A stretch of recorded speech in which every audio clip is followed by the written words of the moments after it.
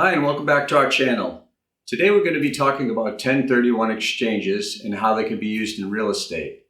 And before we get started, I'll give you my disclaimer that this is not an all-encompassing conversation.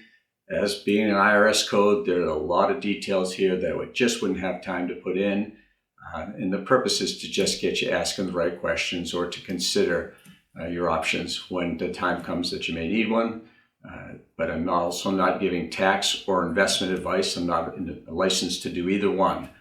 So if you have any questions about investments or taxes, please consult your investment advisor or your tax accountant. So I guess starting right from the beginning is, what is a 1031 exchange?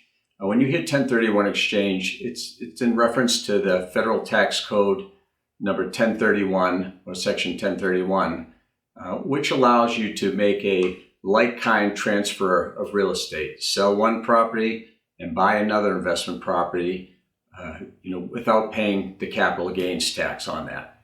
So capital gain is when you sell a property, so you compare that sales price to the purchase price plus improvements, and that difference, that gap in the middle, is going to be your capital gain, and that's the taxable part of that sale.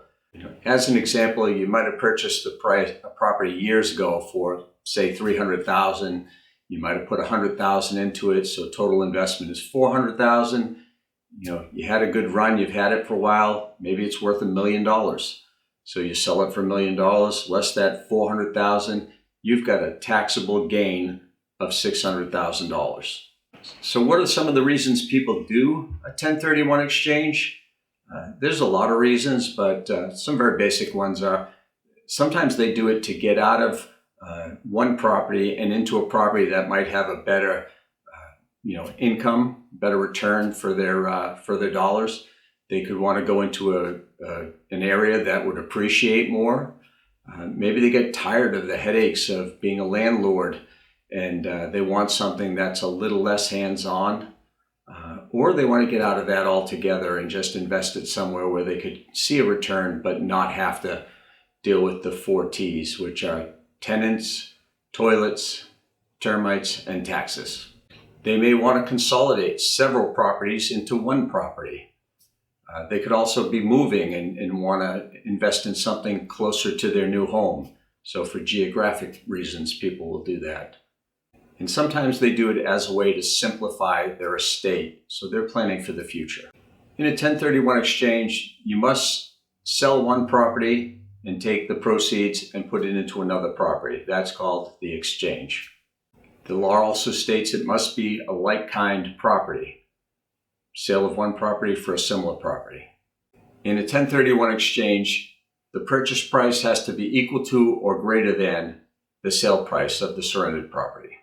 And when doing an exchange, you must identify the purchase property within 45 days of selling the surrendered property, and you must close within 180 days of the sale date of the surrendered property. To do a 1031 exchange, you have to use a qualified intermediary. That is someone who's qualified and a third party who will handle the transaction for you. They'll hold the escrow funds. They'll document the identification period and things like that. And your primary residence does not qualify because it's not an investment property. So that doesn't qualify for a 1031 exchange. But if you've lived in the property for 2 of the last 5 years, then you could be qualified for a capital gains exemption. So check with your accountant on that one. So some of the things we see that people don't really understand about 1031 exchanges are that a like-kind property doesn't necessarily mean an income property or a multifamily for a multifamily or an Airbnb for an Airbnb. So examples of like-kind properties are anything that's held for investment or business purposes. So you could exchange a multifamily for a hotel, an Airbnb for a commercial property. You could invest, take that proceeds from that sale and invest in a Delaware statutory trust, which is an investment trust that you can invest your money in when you really just want to do away with the headaches, and you let someone else, a big corporation that invests in maybe malls or a bunch of different types of properties, and you can buy a small percentage of that trust. And you get some of the benefits of the depreciation and appreciation without having to worry about the maintenance and all that. And I've heard people get maybe a 4% return, and they kind of just wash their hands of it and collect their money. And you can even invest in gas or mineral rights. So it's a very broad, we felt like it was a very narrow thing. Like a lot of people think it's Airbnb for Airbnb, multifamily. And it's really not. It's a very broad array of different types of investment properties you could transfer into. When identifying a property, you can identify several properties.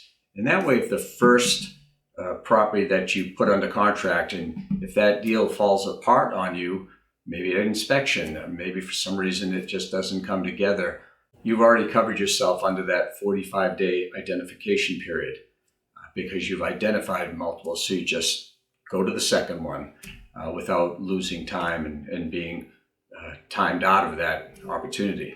You can actually purchase a property that is of lesser value than the one you're surrendering. But when you do that, that difference is going to be taxable. So, if someone were surrendering, let's say you were surrendering $1 million property and you had a $800,000 property that you were purchasing, and you said, that's fine, I want to do that. $200,000 of that would be subject to capital gains. You can do multiple properties if you want. So you could take one larger, expensive property and trade into multiple properties, or vice versa. So as long as the purchase price of several, like 3 properties, were equal to or greater than the price of the surrendered property, you'd be fine. You could also do a reverse exchange, and that's where you actually purchase a property before you sell the other property.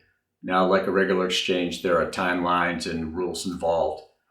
We're not going to get into all of them. So just know that there are many, many options when it comes to doing a 1031 exchange. There's a lot of reasons people do them. And so the most important thing is to really talk with a realtor who understands 1031 exchanges, and then get hooked up with an intermediary and talk to your investment broker and your accountant. And between all of them working together, they'll be able to help you do it and to really maintain your generational wealth and not really lose a lot of it on taxes. So in closing, there's a lot to it, and this is a very high-level overview, but we find that there were a lot of things here that people don't generally understand. So we hope you found this video useful. And if you have any questions, happy to help or happy to answer any questions I can for you. Just reach out. We'll see you next week. 1031, the sale price, your purchase price, and the sale price of a property. It's just weird how I'm putting it out there. So rough estimate, that wasn't so hard, of the sale price. So what are some of the things we at 45 day. You can also